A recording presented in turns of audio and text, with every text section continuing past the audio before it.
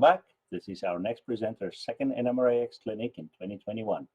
He's currently the superintendent of the Western Ontario Division, Niagara Frontier Region in Canada. He's building his second HO layout of the Welland subdivision of the Toronto, Hamilton, and Buffalo Railway.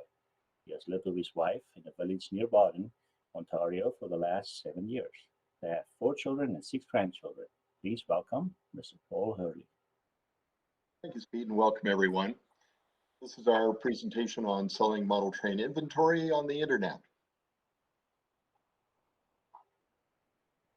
I'm going to be speaking fairly quickly, so I hope everyone can hear me just fine. This presentation is going to be perfect, I think, for people who are looking to sell an estate or give information to an executor, certainly for anyone who wants to get rid of excess inventory, which is where I've been on and off for the last couple of years. Certainly people who live a distance from model train shows might want to consider selling on the internet. This may help them. And certainly anyone who's looking to fill a void and do a little bit of learning due to pandemic restrictions might also find this presentation of interest. Also, we're going to be providing what I hope will be a good list of do's and some things that you won't want to do if you proceed to try selling on the internet. This presentation, I hope, will be of value and interest to anyone who's not sold on the internet for a while or anyone who's contemplating it, and certainly those of us who just like to try new things. What this session is not about is critiquing, bashing, criticizing, and any such thing related to current websites. If there's something that you want to get off your chest, I'm going to suggest this is not the clinic for you. You probably want to take it to a bar. Buying on the internet is not what this session is about. We're about how to sell on the internet and sell effectively. I just won't have the time to provide you with specific instructions about how to navigate your way through the ins and outs of being or setting up selling on any particular website. I'm sorry, but the good websites have lots of information available to people like you and me. And finally, it's not going to be about how to set up a store on the internet, although this might give you some ideas like do's and don'ts that you can apply if that's something that you want to proceed with.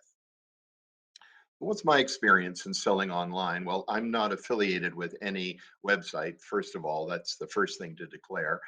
I've done some selling on and off over the intervals indicated here, and I have been a buyer for quite a number of years. And you learn things about what you like and dislike about particular sites and sellers from the other side of the transaction. These are the sites we're going to be looking at as this session progresses.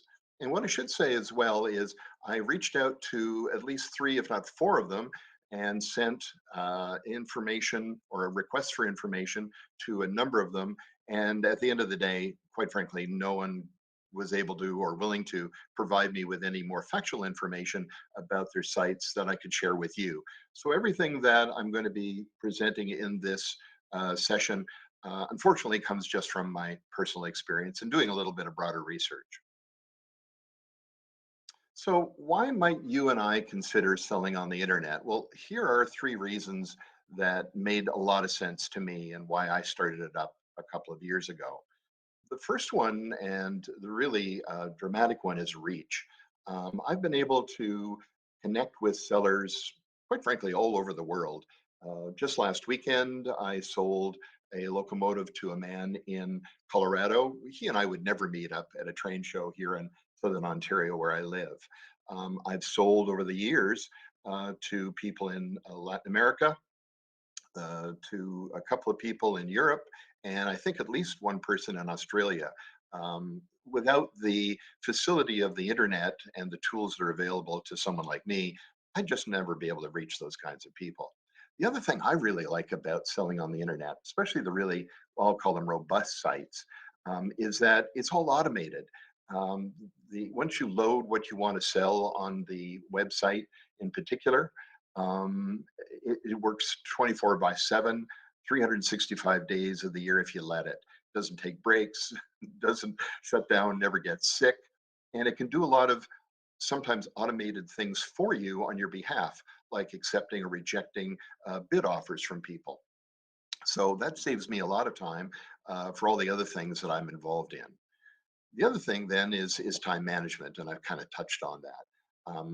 I personally don't get a lot of enjoyment out of sitting at a table at a train show for 6.5 hours, hoping that someone will come by and express an interest to what's on my table.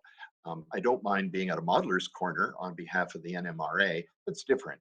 But in terms of the buy-sell relationship, it's just not the way I choose to spend my time, but everyone has different needs. In terms of the cost of selling, this tends to be a very passionate topic I've discovered over the years. A lot of the people that I know through the NMRA and otherwise in the hobby have a lot of very strong opinions, and it's usually about what they don't like about the internet. But when they get into a discussion about their experiences, it tends to be, I find, a one sided discussion. For you and I making a decision about how am I going to invest my time and energy selling something on the internet, we need to consider every possible cost before we make that decision, because overhead reduces your net income. We all get excited about gross and often don't make the calculation about what were my costs. And I think it's important you choose a method that you like, that feel comfortable for you, fits your objectives, and works in terms of what you're going to sell. And in terms of objectives, if one of your objectives is you want to socialize with a lot of people, then train shows are probably the forum that you want to use. But if you've got some other things going on like me, maybe some of these other factors work for you. So when you're comparing costs about whether you're going to sell live or whether you're going to do it remotely, you need to make sure you're comparing apples to apples, it seems to me. And you also need to consider what you're selling. If what you've got is a lot of very used, abused equipment, a lot of horn hook couplers and that kind of thing, a lot of old track torn off of layouts, it's got ballast and stuff, you might be better off at a flea market type site or forum than at some of the other sites that are out there. So generally I've found it's important to have the right combination or match between what you're selling and where you're selling it. So here's an example. Um, we in Southern Ontario, like I think just about everyone that's on this call, if not everyone, you've been in a quarantine, shutdown, lockdown, call it what you will, for at least the last 18 months. The Woodstock Train Show in Southern Ontario was the first one in the last 18 months. I'm a member of the Toronto, Hamilton, and Buffalo Historical Society, and we have a chap who's been going to shows for as long as I've known him. At the Woodstock show, he sold $400 Canadian worth of stuff. Well, that's his gross, but here's his estimated costs. So in fact, his actual net based on his costs were about $258, let's say, actually $248. But in actual fact, in calculating what his net was, I didn't factor in his wholesale costs. So some of the things that the society sells are coffee mugs and clothing and calendars and things like that. So there's another set of costs that have to be determined before we rub our hands with glee, look at all the money we made. The other thing that we often don't calculate in carefully or give any consideration to is our own time. Now, many of us are retired. Things like attending the Woodstock show are done on a voluntary basis. But a really good friend of mine, Pat Rivard, who has been involved in his own train business, selling things out of his basement, said to me one day that just after a number of years of doing all the things that are listed in green at the bottom of this slide, it really did become very, very onerous. And we may not always consider these as a part of our costs, but they are real, and they can be a consumer of your time and when you could be spending it other ways. So again, you got to factor that in when you're making choices about how you're going to sell and what you're going to sell. So if you decide that you would like to proceed with selling on the internet, what are some things that might keep you from being successful? Well, here are some common mistakes that I and others have observed. One is just that mismatch of what you're selling with where you're selling it on the internet or even in person. What I'm often surprised at are the people who've done either poor price research or no research whatsoever. And the other one that floors me is just either the lack of information or the really poor photos. over the last month, I've been surprised at the number of items I've looked at to purchase, where at least half of the photographs that the individual was being, I know, encouraged to post with the selling listing, at least half of the pictures were out of focus. So I couldn't get any detail. I had to send emails to the individual listing the item if I was interested, which is clearly more work for that party. If they'd taken the time to check their photos before they loaded them, we would have avoided that extra activity. In fact, I'm just remembering now, I actually saw my first ever listing in the last week where someone didn't list or post, I should say, any photographs whatsoever. Wow, what a wasted opportunity. Unrealistic expectations on behalf of the seller like me, I think can also drive us into making some mistakes in terms of how we present ourselves on the internet. If I think this is going to be a slam dunk, everybody's going to want what I've got to offer, it's not going to take any length of time whatsoever, and look at all the money I'm going to make, that may set me up for a lot of disappointment down the road. And careless mistakes, typos. Again, just in the last 2 weeks, going to a guy's site where he posted an item and he spells the word branch line wrong right off of the box. Typos, sure, but proofreading before you press the button to list, that's something that is in our control. So what are the recipes for success? Well, one, of course, is to make sure you know what your trains are worth. There's lots of ways to do it. If you've got classic trains, Lionel trains, there's all sorts of printed resources, all sorts of places you can go on the internet to get a sense. And of course, you can go to other websites and check out what things are currently listed for in your area, as opposed to just kind of going on by guess and by golly. You also need to know what the market is doing. You may have some research that says that your locomotive is worth $300, but if 20 other sellers on the website you've chosen are selling it for 280, you'd be a fool to be the highest priced item in the market if you want to get rid of that item in reasonably good turnaround time. Again, managing our own expectations, I think is a very important starting point. If I make extra money through a bidding process by having a number of people compete against each other, great, I'm a winner. But often I end up selling something for the initial price that I listed it for. So managing my expectations helps me from being disappointed unnecessarily. Again, matching your inventory to the site that you choose. Writing accurate and full descriptions, I think, is really important. The onus is on us, including good photos we've talked about. Testing your locomotives before putting them out there.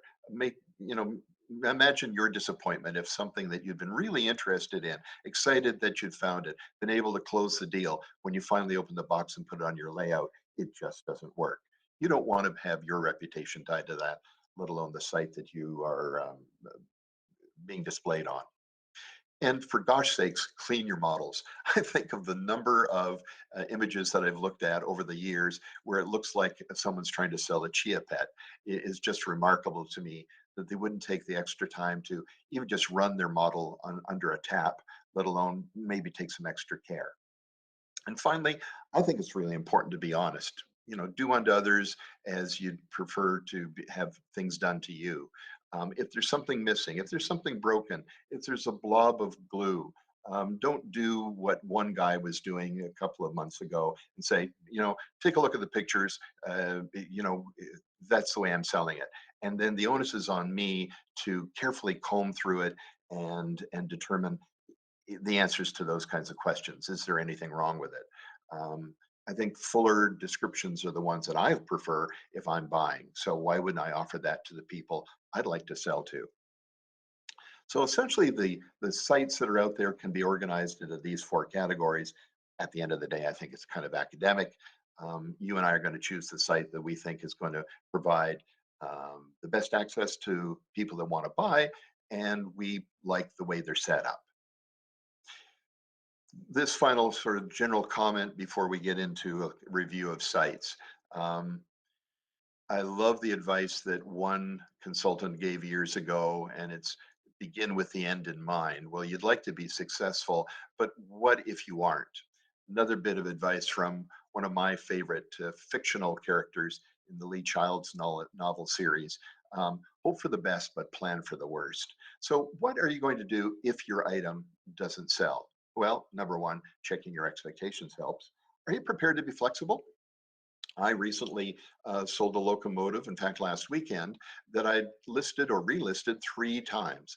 Finally, not only did it sell, but I managed to get a small bidding war going. So much like selling a home, if when you first list it, you don't get any offers, what my wife and I have done over the years is we slowly drop the price until we find where the market is. And sometimes you get a really good result. And in the case of the one model that I was referring to, or the locomotive, somebody actually thanked me for relisting it. So clearly he'd been one of the watchers over time, but had just never decided to pull the trigger. He was waiting for the right moment. Fair enough. And so you're not crying in your beer like this chap on the right hand side. How are you going to cut your losses if that inventory item that at the end of the day you just really wanted to part ways with and not necessarily make a profit on? Maybe that's your ultimate goal. Well, in our area, there's certainly a number of options. One is that you can, if you know someone like I do, you can take your items to him. And if he's a chap who handles a lot of estate sales, probably you'll at least get 50 cents back on the original dollar of your purchase or somewhere in that neighborhood. The other thing that's available to me, perhaps something like this to you as well, again, if you just ultimately want to create space underneath your layout for your next acquisition, I have access to the Mennonite Central Committee thrift store. And there are, from time to time, people who have turned in model train items for sale. So I could always do that as well. Well, let's take a look at ultimately what's available to you and I. And again, these are the sites that we're going to be looking at in the next 20, 25 minutes or so. So Craigslist, well known to many of you, I'm sure. Craigslist can basically be thought of as a online classified ad service. The way it is set up is, although it's on the internet, it's really intended to be used on a local geographic basis. So I started off by searching in the Kitchener-Waterloo, Cambridge area, which is where I live in Southern Ontario, and it has a population, for reference, of about 630,000 people. So I searched for model trains and look at the hits that I got, all of 9. Now, if you quickly look across the tiles of photos, you go, what the heck are these? What is a fishing rod and some fidget toy got to do with trains? Well, so much for the keywords in the listings and the power of the Craigslist search engine. But undaunted, I thought I would try again. So this time I went to New York and figured, well, with something like 14 million people, surely I'd get more hits. Well, I did, but they weren't what I would call spectacular. There's only 36 in all of New York City. So again, you can assess, is that the site or the platform that you want to be on? So Craigslist, does it handle individual sellers like you and me? Yes, it does. Listings are free, which is very attractive. The big surprise to me was to read about again and again concerns about all the scammers and fraud artists and other disreputable people that have gravitated to the Craigslist platform over the years. And went so far as to even suggest on website, if I was a seller going to off to meet someone for a face-to-face transaction, make sure I tell people exactly where I'm going to be in case I don't come back in an expected time frame. Ooh, red flag for me. You'll make your own decisions ultimately, but that's what I learned about Craigslist. Alibaba, initially you might say, why are we looking at a Chinese website? Well, let's park the geopolitical issues and realize that number one, this is a global economy, and number two, we are talking about the internet. And Alibaba, depending on how you measure it, is one of the, if not the largest, person to person and business to business selling sites in the world. Plus, they started an American presence about a decade or more ago. So using the Alibaba.com website, I believe from the United States, I searched on model trains and this is what I brought up. And there's a key factor here. Maybe you're interested in this locomotive, but notice that they're selling minimum sets of 2,000. And that's pretty much what Alibaba is all about. Same thing here. Lots of 200, lots of 500. So Alibaba really doesn't cater to the likes of Paul Hurly. It's really set up for B2B transactions, business and suppliers selling to other businesses. So maybe a name that you've heard of before, but it's not really, at least in North America, set up for the likes of you and me. The other one too is Shopify. Shopify you may have heard of, but it's set up really to help businesses that are either on the internet improve the way they sell, or to help brick and mortar businesses move to the internet. So again, not for the likes of me. Kijiji. Some of you may have heard about it, but one of the things I've learned is that Kijiji is not as widely known, quite likely, as I anticipated. And that's largely because its presence is mainly in Canada. Now, you'll note, if you scan down quickly to the third bullet, it was purchased by eBay, and they took it and launched it in the United States. However, as I did more research, the Wall Street Journal pronounced that Kijiji just hasn't been that successful in the United States.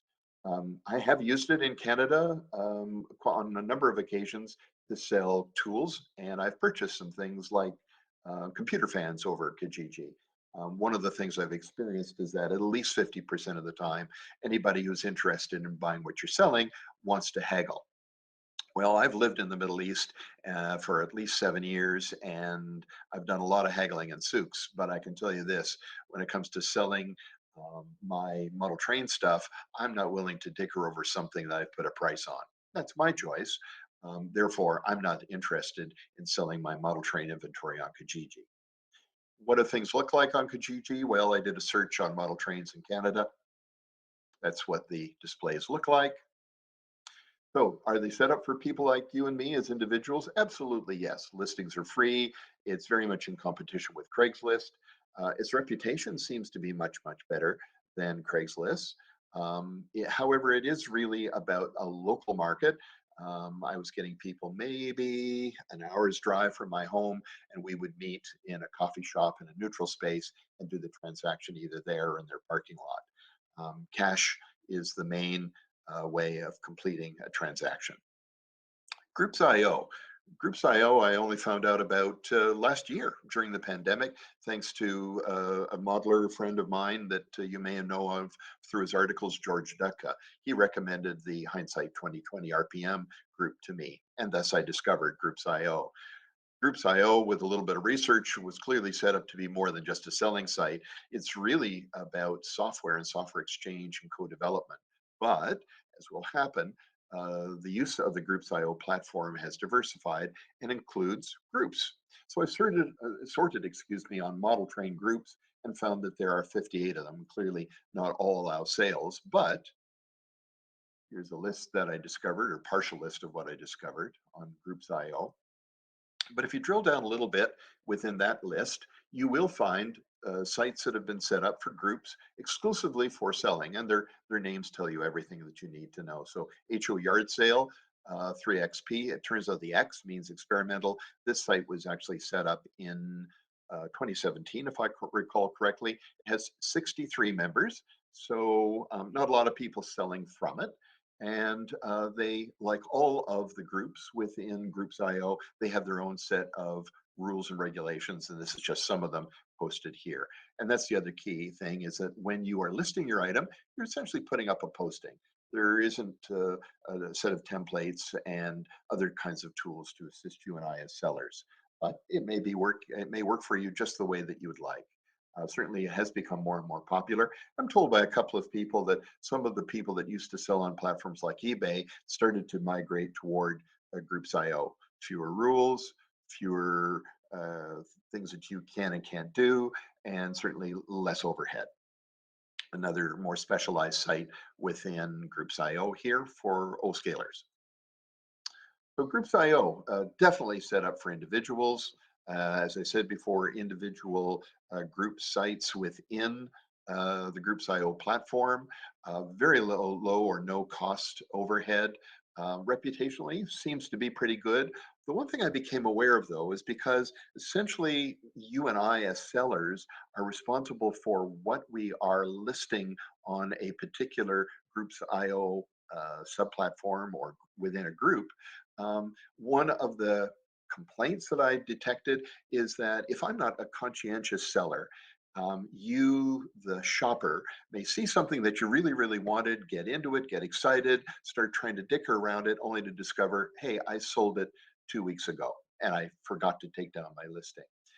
Those kinds of things seem to me can have blowback on the reputation ultimately of a platform, but it doesn't mean that it's a black mark against the site.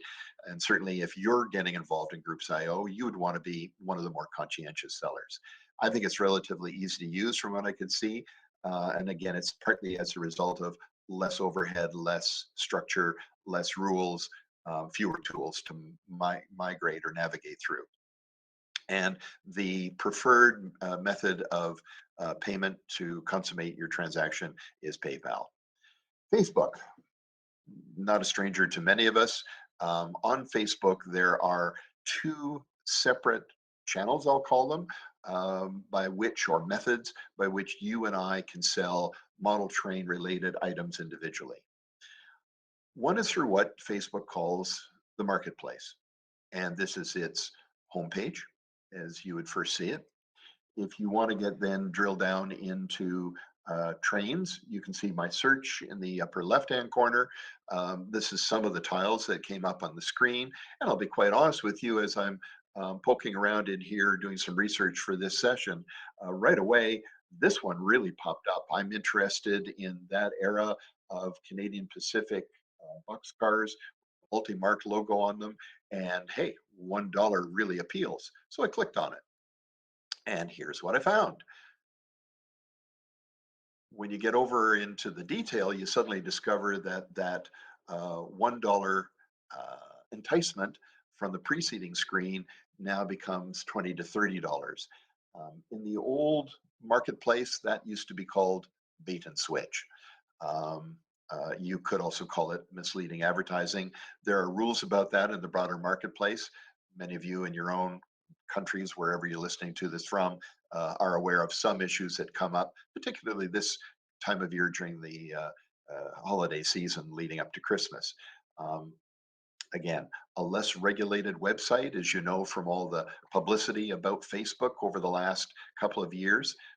So you're very, very much in a site like this dependent on the honesty and the strategies of the individual sellers. However, if you're selling for yourself, you've got to make a decision.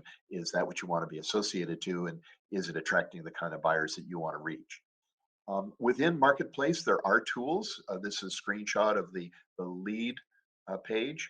And here you can see, if you drill down on one of those tiles, what is the kind of instruction that you're going to get for a first-time seller on the Marketplace website.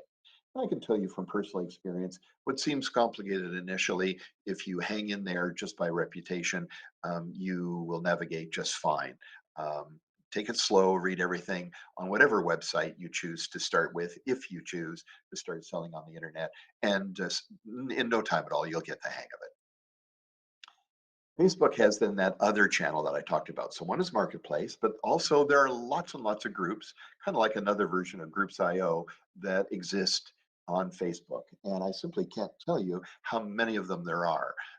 This is just a partial listing right here on this screen.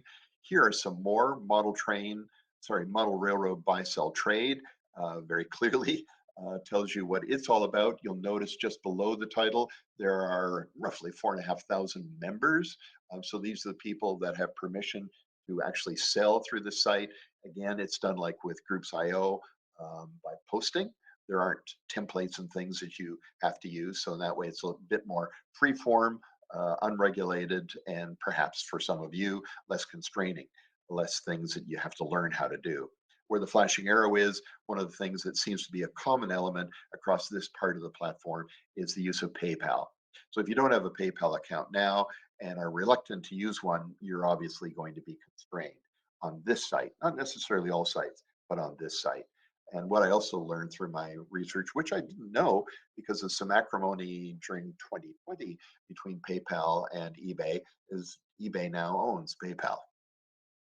Here's another site. So you can find sites not only by the general category of selling, but you can find them by jurisdiction. So there are Canadian groups, American, I'm sure, and here's one for Australia. You'll notice there are 6.6 thousand members, and these would be the people that would be able to buy and sell through this website. Here's one by type of train. So Lionel, you can also find them for HO, O scale, and so forth. you'll notice that this particular site has roughly 1,800 registered users. This is a theme that we're going to return to in a couple of minutes, but Model Train Market shows up on Facebook as being a seller. And 4.8 is its score. I was just looking around. It doesn't actually say who is registered to use it, and that's because Model Train Market is actually a store. So, as an individual vendor, can you sell on Facebook? Absolutely, yes. Listings are free, makes it very attractive for a lot of people. Are there any reputational issues? Well, specific for selling model trains, no. Again, you may be concerned about some of the bigger issues, but for what we're talking about here today, no, nothing popped up that I could find. Again, one challenge is how sellers manage their individual selling listings. And that's a problem I mentioned before. If you list things and forget to take them down, you may sooner or later have buyers complaining that you are disappointing them. Ease of use, I think fairly easy, but that's a relative term, perhaps. Certainly, posting is easier than some of the more supportive websites that have a lot of templates and other tools. So there are pros and cons. It may depend on your individual style. And as I pointed out earlier, PayPal is definitely, when using Facebook as a selling channel, is the preferred way to go. Well, I told you I would come back to Model Train Market. It is one of the seller platforms I wanted to originally investigate. So I was a little bit surprised when it popped up as a standalone group within Facebook. Model Train Market is essentially set up to be a buyer and seller of estate items. It's quite well organized as far as I can see. It does have some tools available, not as robust as some sites, to help you and me as first-time sellers. So can you sell individually? I couldn't find out that you actually could. It seems to be more that Model Train Market is an online store. They're happy to have you sell to them. What I began to get a feel for, though, as I looked around in the Model Train Market, is that they are allowing other established shops and stores which proliferate on the internet for model trains. They are allowing them to sell through the model train market. And I suspect, I don't know because they didn't get back to me, is that they're partly doing that to increase traffic. But their main focus seems to be estate sales. Set aside customers, yes, all the reviews say so. Easy to use in terms of if I want to sell either my own or as a executor someone's estate, yes, quite easy to use from what I can see. And if you do set up a relationship with them, one of the things I was really impressed with is a wide range of options for both the buyer and the seller in terms of how you can make sure that your payment gets to the right party at the right time. Well, the 500-pound gorilla, sooner or later, we were going to come to eBay. eBay has been around for quite a while, and I've certainly started to buy on eBay back in the 1990s. One of the things that's changed, if you haven't been on eBay as a seller for quite some time, are all the tools that are available. And they're very, very robust, very complete. One of the things I really like about them is while you are filling in the information, think of in fact, the experience that you and I sometimes have, I know I do, when you're trying to buy something and you make a mistake in the entry of the Visa number or some other detail. The website won't let you proceed and it flashes red, maybe even highlights where you made the error. These templates do that for you and I. So it minimizes the mistakes and the errors that we make in our listings. I like that. Here's going on further down in the template for selling. Just look at the options you've got at the top. You can determine whether it's going to be a fixed price or an auction. If you choose auction, you can select from a pick list the duration. I can also select when something's going to be listed. For North America, I like the listings to end at the end of a workday or on a weekend, but I may want to work on my listings early in the morning, so I can work now and post later. The other thing that it will do is it will mediate on an automated basis the relationship between buyers and what I'm trying to sell. So if I tick that box partway down under price where it says best offer, I will tell what I'm willing to accept. So let's say this item is going to list for 40. I'm willing to accept an offer for 37. I can then say in the windows that will pop up, don't accept any offer below that number. And the software will automatically reject them for me. It doesn't just generate more emails that I have to respond to manually. You'll note if you scan down further, in certain jurisdictions, you can put in what the sales tax is going to be for the sale that you are listing. The other thing that I like about it from that respect is that, for example, that locomotive that I sold last weekend in Colorado, as I open up the invoice to send it, excuse me, I noticed that eBay has already deducted the Colorado sales tax, so and added it to the invoice. So that is part of a regulatory agreement that happened a number of years ago between eBay and certainly the states in the United States. And I can do that manually in my invoice before I send it off to a buyer in terms of Canada. Other tools that are now available. This one is particularly helpful if you have listed a lot of things, which I have sometimes done. This lets you know how your sales are going. You can see as you scan across the row at the very top, it'll tell you how many people have indicated that they're watching it. The other thing that I like is it tells you if there's anyone who has requested more information or clarification. It's sometimes hard, at least at my end, sorting through all the emails that I get from eBay alone, plus all the others. I go to this screen and I can just click on, if there was a one instead of a zero, I just click on that and the question from the prospective buyer comes up. I like tools like that that help me use my time wisely.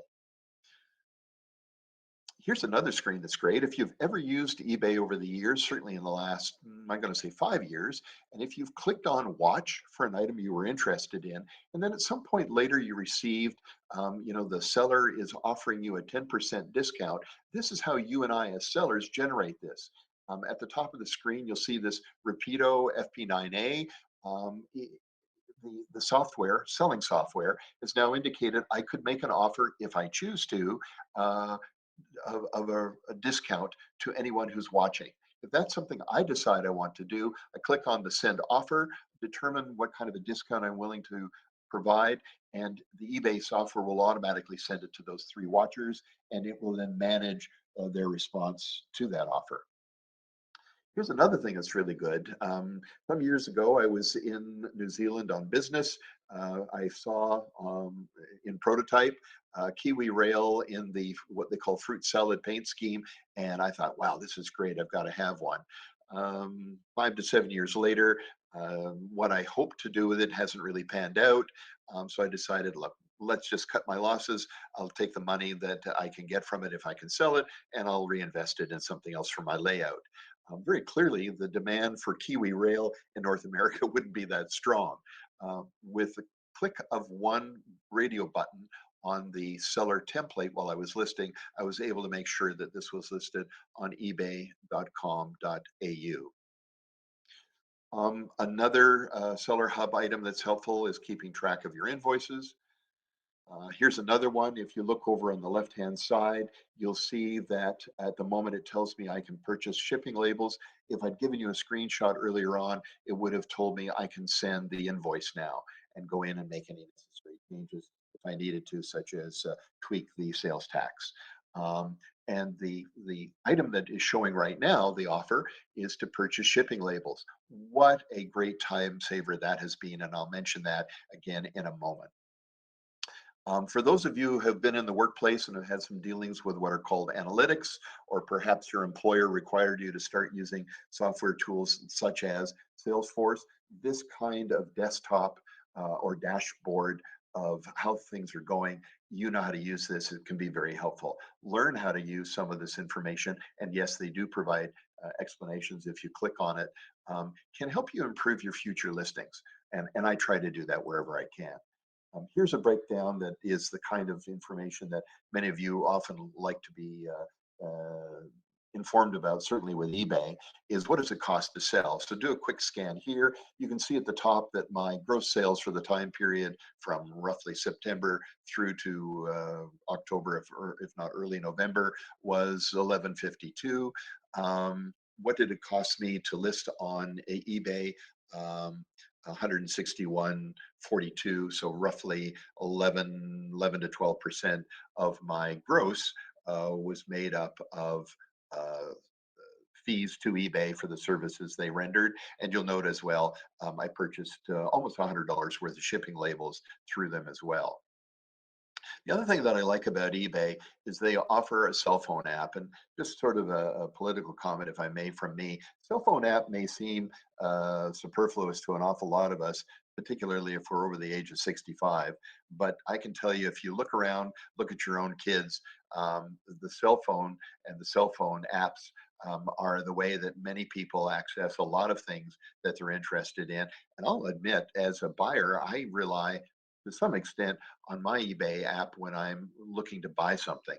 So the fact that eBay allows us to use that channel, what a great way to appeal to the younger people that we're trying to bring into the hobby. Um, I know that many of you are independently wealthy. I'm not. I'm on a fixed income as a retiree. So I like to know that I'm getting paid fairly quickly after something sells. So one of the things that's happened in the last 4 months is that eBay has taken over the transfer of revenue that goes to the seller from PayPal. And quite frankly, the transactions are much, much faster. And there's what I have experienced just in the last 10 days. So eBay does obviously appeal to you and I as individuals. There are costs that are associated with all the tools and bells and whistles and support, which, by the way, include conflict resolution and a guarantee. It has a very strong, as far as I can tell, reputation. Has a lot of templates that flag things for us and help us in a number of other different ways, including the analytics that I showed you, and offers a fairly wide range of payment options. Before we sort of wrap up, just some general tools to make you aware of as well that can work in connection with a number of other websites, such as the ones that we've looked at here this afternoon. USPS, and I know that in Canada as well, Canada Post have websites where I can go and determine the price. If I want to purchase a shipping label in advance, there are third-party companies like Shippo that'll do that, and also now starting again in the last couple of months, eBay makes that possible. Why would you want to do that? Well, as a naive seller back about 4 or 5 years ago, I went to the post office every time I had something to send, and I bought my label across the counter. As the lineups got longer at this time of year, it became really, really time consuming as I queued up with everyone who was there before me. And then I cottoned onto the fact that I could use a site like Shippo, and I could purchase my labels for my boxes in advance. What a time saver it's been.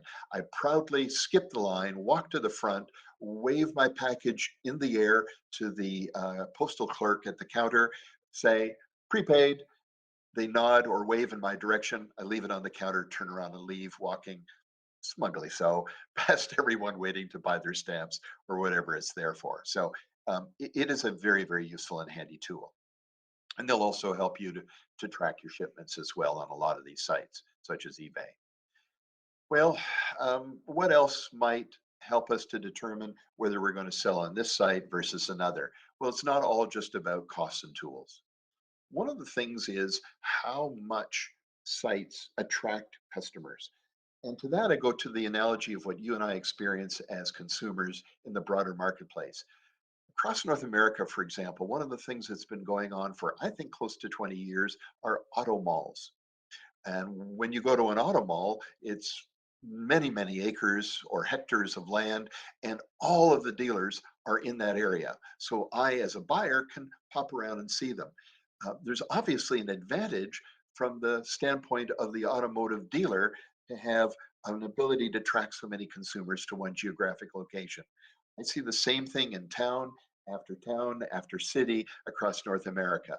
If I'm looking for fast food before I hit the road, find the right road out of town and look down and see all the signs of all the fast food joints that are there. Are they in direct competition with each other? Yes, but it's obviously working because it attracts me as well. So might the same logic work for you and I as sellers on the internet? So with that in mind, what are the kinds of a volume of other sellers that you're going to find on some of these websites? We'll scan down and you can see on that HO yard sale 3XP, it's 63 members that are selling.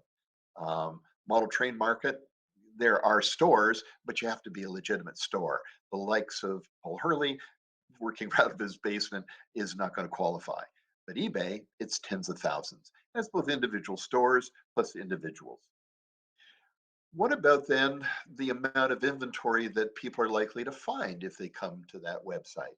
Well, I did this search. I searched an HO scale, which is the most popular in North America, and I chose a locomotive, the SD40-2, which is also reasonably popular in terms of the time periods that would be appealing to some layouts.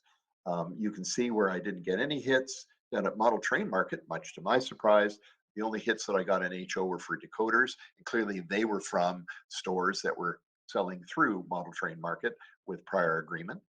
And on eBay, I got 269 hits. So when I'm looking for things to buy, generally eBay is where I go. Sometimes other places, but eBay is often my starting point. So for me, and this is a personal choice, and I mentioned that at the outset, where you're going to sell, how you're going to sell is partly about personal choice, comfort level. One of the things that I'm doing in my retirement is to keep myself challenged. So while I definitely want to part ways with inventory that I no longer need, my choice of starting to learn how to use this new tool was also about expanding my scope of knowledge and just learning something new at this stage of my life. But again, that's my choice. What it has allowed me to do, though, over time is what I thought was going to be a daunting exercise, almost an impossible one over the last 5 years or so of selling all the inventory that I purchased a long time ago and had no longer any need for. It's really turned it into an exercise in the possible. And if you choose to go this route, I hope you have that level of success too.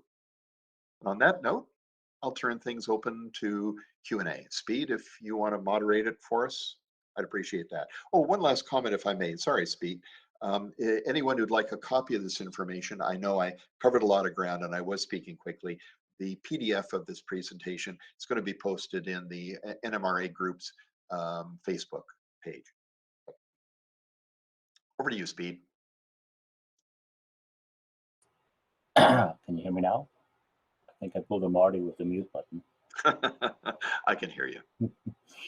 There's a few questions here.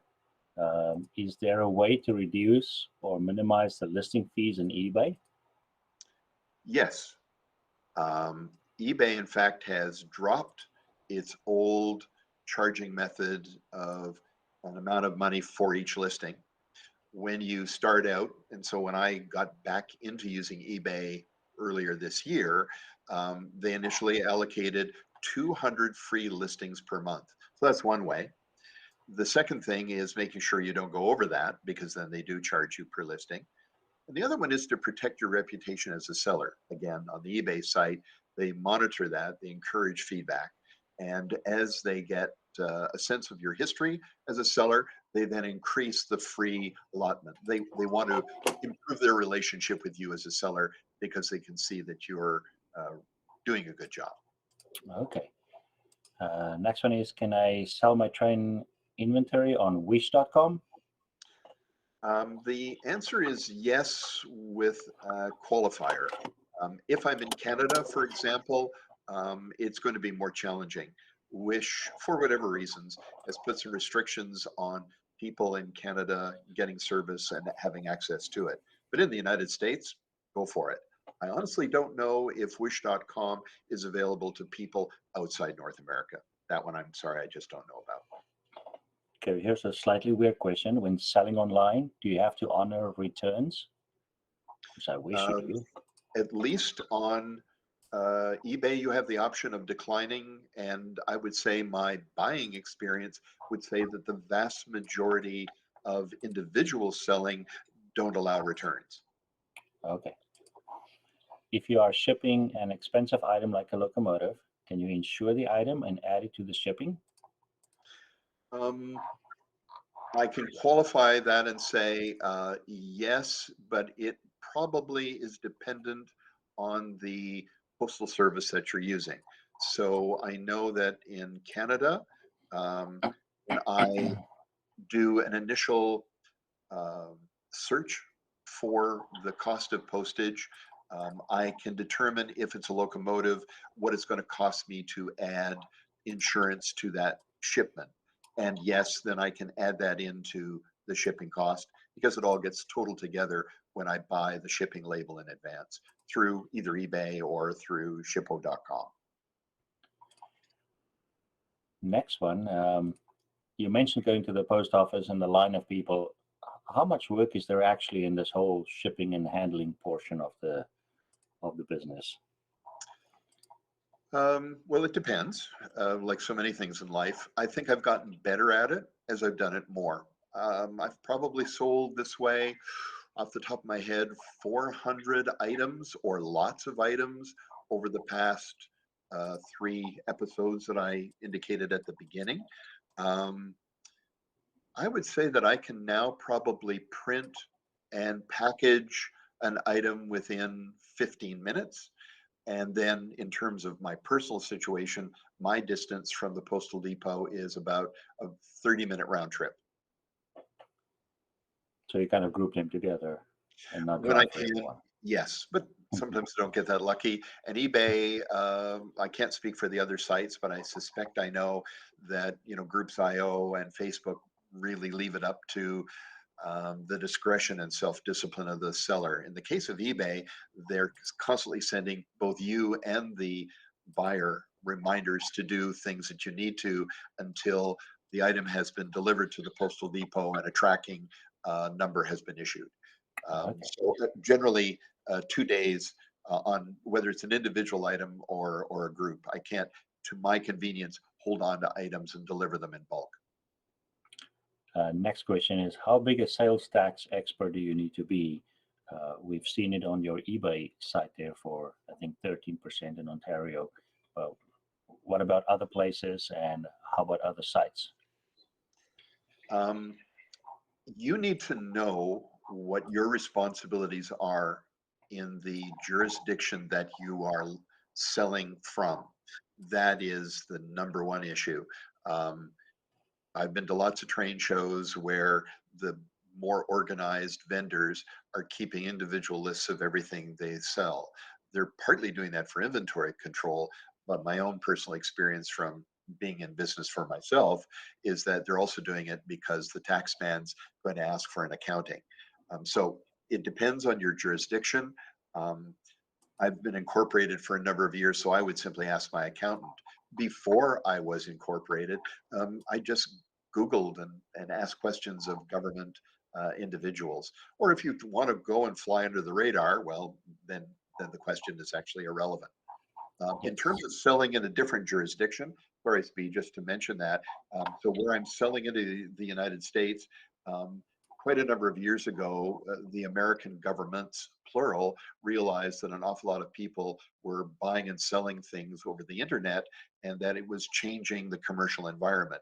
So they clamped down on it, and they, in the United States, now require eBay to collect sales tax on certain transactions. So that's done for me as an out of country seller. Okay. That helps a little bit. Yeah, Uh, a lot actually. so what guarantees you get paid for item you sell on most sites? Well, if Right. someone refuses to pay, number one, they're going to get flagged and probably, if it's eBay, get kicked off the site. The other thing that I really like about eBay as a seller and a buyer is their guarantee. Ultimately, at the end of the day, if the parties can't resolve what they need to, eBay will step in and make good on whatever out of pocket the individual has experienced on the transaction itself. Actually, out of pocket's not the right term to use, but if I sent somebody to something and they're not happy with the item, but I won't take back a refund, eBay is encouraging me to give them their money back, that kind of thing. So But eBay mediates the transaction. are you likely to ship an item before you get paid for it? Oh God, you'd be a fool to do that. But again, in Groups.io and Facebook, that's really up to the savvy of the seller to realize that. eBay actually takes you through step, step, step. You can't even buy a label without having money be received at that end. Okay. So someone here mentioned a PayPal has an option where you can use your friends and family button to save some fees, I guess, and that seems to turn into a ripoff. Do you know anything about that? No, I don't. That's the first I've heard of it. Okay, so then last and more important question, can you talk a little bit about how you photograph these items before you list them? Absolutely. It's not very sophisticated. I take a piece of Bristol board-like material to create a seamless backdrop. I have a high enough dryer in the laundry room. When I say high enough, it's probably about 5.5 feet off the ground. Sorry, I don't know it metric. And so I create a seamless backdrop by putting that up. I use a overhead light in the laundry room, and I have a ring light that I bought for doing media work, things on the internet. You can see them advertised quite easily. That was my choice. Originally, I just used a desk lamp to provide 2 lighting sources, and you do that to try and knock out shadows. Mhm. And I have a point and shoot digital camera, probably purchased it a decade ago for less than $300. And the one thing I make sure I do is I increase the megapixel setting. So it's important to know your controls. And I use a setting on the camera that allows me to have reasonably good what is called depth of field. And think about pictures you and I, all of us see in the train magazines, the train coming in the picture in the magazine is in focus from the front to the back. That's strong or deep depth of field. There are settings that on some cameras allow you to adjust that, and it makes for a better picture. And the one thing I do as well is I look at other people's pictures, and that's helped me to choose different angles and ways that I've gone about positioning what I want to sell. What I often will do for a locomotive, everybody knows, let's say, what an SD 40-2 looks like. What I want them to see is the detail on the one that I'm selling. So I usually lead with a more dramatic picture like nose on or nose at 3/4 view. And I include all the other stuff as well, but that's what I hope will attract them to my selling listing and the price, because it differentiates it from all the other guys that just take them side on. Cool. Well, can I offer my one tip about buying and selling that Absolutely. someone gave me at the big Springfield show in Massachusetts while we lived up there? He said, "Dude, you're new here. Build your layout and only buy the things you need. Don't go to all these swap meets and just collect things, because in the end, you have to do all this work to get rid of it again." So that has saved Yeah, me quite a bit from having a huge collection of things that I would yeah, need to get rid of. yeah. In my case, the misfortune is over the last 25 years, I've moved my era of my layout, and this is my Yeah. second one from the 1950s to the 1980s. Well, sometimes you're not as lucky. Yes, that's right.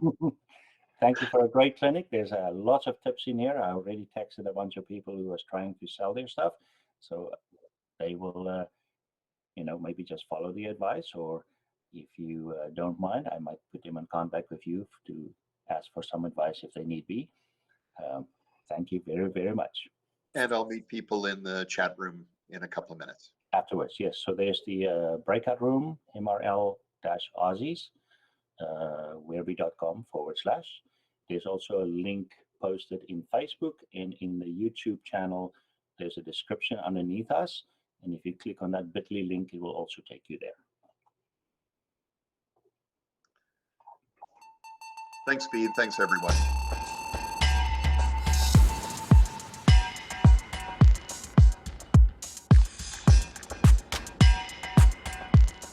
Hey, I'm DeBob from DeBob's N-Scale Man Cave, and you are watching the NMRA X YouTube channel.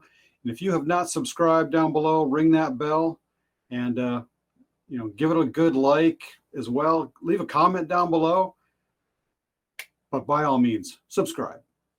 I know you want to. And by the way, you should stay off those tracks. Thanks.